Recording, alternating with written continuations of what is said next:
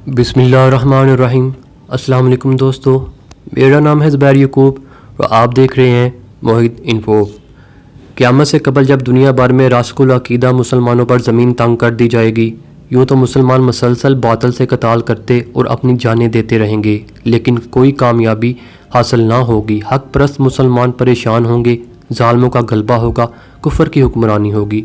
मुसलमान तेज़ी से अर्तदाद का शिकार हो रहे होंगे। हर तरफ से हक़ परस्तों पर कुफ़र की यलगार होगी। इन पर अशुभ हालात को देखकर अहले हक़ उलमा बेचैन हो जाएंगे। आखिरकार दुनिया के अलग अलग खित्तों, मुमकिन तौर पर अफ़गानिस्तान, पाकिस्तान, तुर्की, शाम और अलजज़ायर से 5 उलमा इमाम मेहदी अलैहिस्सलाम की तलाश में निकलेंगे। ये एक हैरत अंगेज़ तौर की तलाश होगी, एक ऐसी शख्सियत की तलाश जिसके बारे में इल्म भी नहीं होगा कि अभी वो पैदा हुई भी है या नहीं, लेकिन उम्मत की बेसरो सामनी को देखकर ये अल्लाह के 5 बंदे दर दर फिरेंगे। हता कि खाना काबा में ये उलमा इमाम मेहदी अलैहिस्सलाम को इन अलामात के ज़रिए जिनका तज़किरा कुतुब व अहादीस में मिलता है पहचान जाएंगे और इनसे करीब आकर पूछेंगे, आप मोहम्मद बिन अब्दुल्ला हैं? ये इमाम मेहदी अलैहिस्सलाम का असल नाम है। हसनी सादात में से होंगे। मेहदी इनका लक़ब होगा और ज़हूर के वक्त उम्र 30 साल की होगी। हज़रत इमाम मेहदी अलैहिस्सलाम खूबसूरती से इन्हें टाल देंगे। याद रहे कि जो शख्स भी मेहदियत का दावा करेगा वो झूठा होगा। इन्हें तलाश किया जाएगा। ये उम्मत के मसाइल हल करने के लिए जान की बाजी लगाएंगे, ना कि नज़र नियाज और तोहफ़ा तहाइफ जमा करने में लगेंगे। ये एक मुजाहिद होंगे, ना कि मौजूदा बदती सूफ़ी, और छुप कर मदीना चले जाएंगे। ये उलमा भी मदीना पहुँचेंगे। फिर हज़रत मेहदी अलैहिस्सलाम मक्का आ जाएंगे। उलमा बेताब होंगे कि हमने दुनिया भर में बातिल से कताल किया, इस्लाही कोशिशें की, जान, माल, इज़्ज़त, आबरू की बेहिसाब कुर्बानियाँ दी, मंजिल फिर भी हाथ ना आई और उम्मत को जिस कायद की ज़रूरत है वो क़यादत के लिए तैयार ही नहीं। उलमा फिर मक्का आ पहुँचेंगे। इमाम मेहदी अलैहिस्सलाम गुलाफ़े काबा पकड़े उम्मत मुस्लिमा के अहवाल पर आज़ारी में लगे होंगे।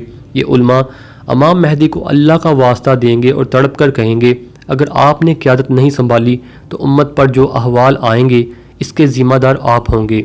इस पर इमाम मेहदी अलैहिस्सलाम मजबूर होकर मकाम इब्राहीम और हिजरा असौद के दरमियान बैठ कर कहेंगे, फिर आओ आखिरी फ़तह तक साथ जीने मरने का अहद करते हैं।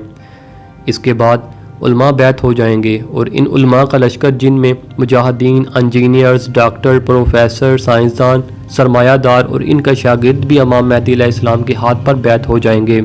इस तरह मुसलमानों की मुंतशिर सलाहियतें एक जगह जमा हो जाएंगी। दुनिया भर से रासिखुल अक़ीदा मुसलमान इमाम मेहदी अलैहिस्सलाम की क़यादत में आकर बैत करेंगे, जबकि सलीम फ़ितरत ईसाई हज़रात भी इस्लाम कबूल करने लगेंगे। जबकि इस पर यूरोप और दुनिया भर की मुतहदा ईसाई ताकत तुर्की में दाखिल हो जाएगी और ऐलान होगा कि हम तुम जैसे कमज़ोरों से लड़ना नहीं चाहते, हम सिर्फ़ इन लोगों को वापस मांग रहे हैं जो अपना मज़हब बदल कर मुसलमान हुए। इस पर मुसलमान जवाब देंगे, हरगिज़ नहीं, वो हमारे भाई हैं, हम एक मुसलमान को किसी काफिर के हवाले नहीं करेंगे। इस बात पर जंग शुरू होगी।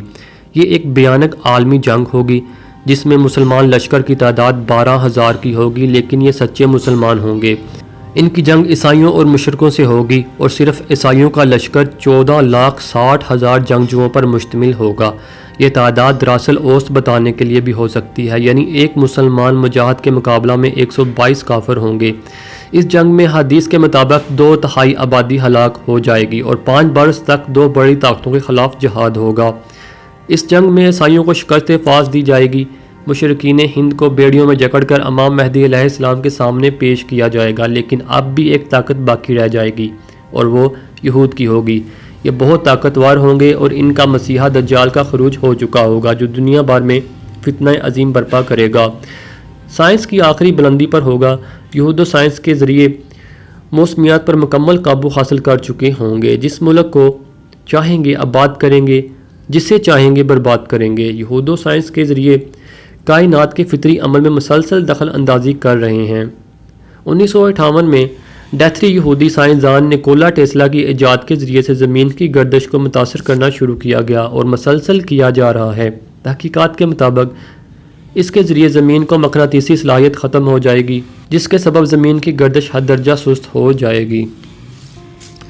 اور اس طرح دجال کے ظہور کی سب سے بڑی نشانی پوری ہوگی، یعنی پہلا دن 1 سال، دوسرا دن 1 مہینہ کے اور تیسرا دن 1 ہفتہ کے برابر ہوگا۔ اس کے بعد نظام اپنے سابقہ نظام کے تحت ہوگا۔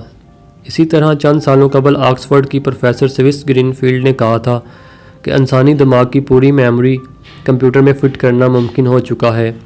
اگلا قدم اس کے برعکس ہوگا، یعنی کمپیوٹر کی میموری انسانی دماغ میں اپلوڈ کی جائے گی، جس کے ذریعے دجال کا راستہ ہموار ہو جائے گا اور دجال انسان کے ذہنوں پر حکومت کرے گا اور پوری دنیا غلام بنتی چلی جائے گی۔